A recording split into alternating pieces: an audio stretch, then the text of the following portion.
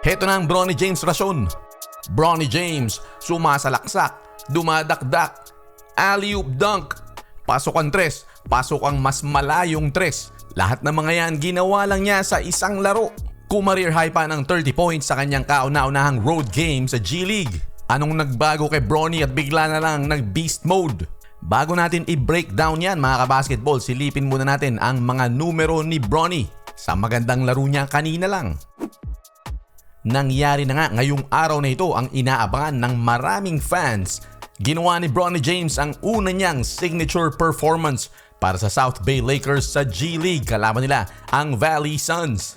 Pumutok lang naman itong si Bronny James ng 30 puntos, 13 out of 23 field goal, 3 out of 9 mula sa downtown, 3 rebound, 2 assist at meron pang isang steal. Yun lang, natalo sila 100-106.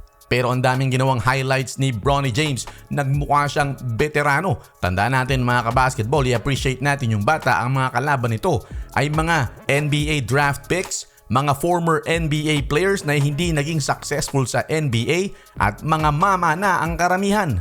13 ang binaksak ni Bronny James sa first half at 17 sa second half. Tumaas na ang kanyang average sa 8.7 points at 30% field goal. At sa fourth quarter ay nagpakita ito ng 8 straight points, 2 tres at isang atake sa rim.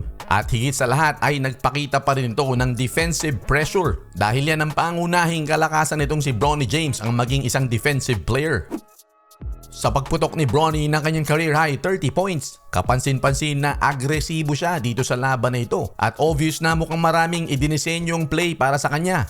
Dito binigyan siya ng screen pumunta sa ilalim ang defender, pasok ang tres.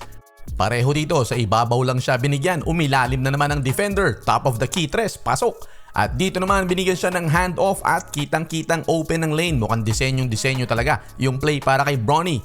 Dito naman pinakita ni Bronny James ang kanyang athleticism.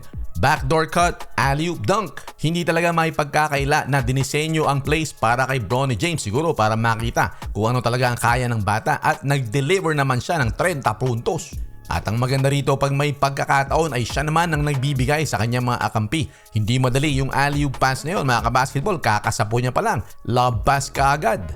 At heto maganda kay Bronny pagdating sa depensa ay okay na siya. Ang kabantayan niya rito ay ang anak ni John Stockton na 33 anyos na. At dito pinakita ni Bronny ang confidence niya. Steph Curry range yan mga kabasketball. Overall ang laro na ito ay magandang confidence booster talaga para kay Bronny.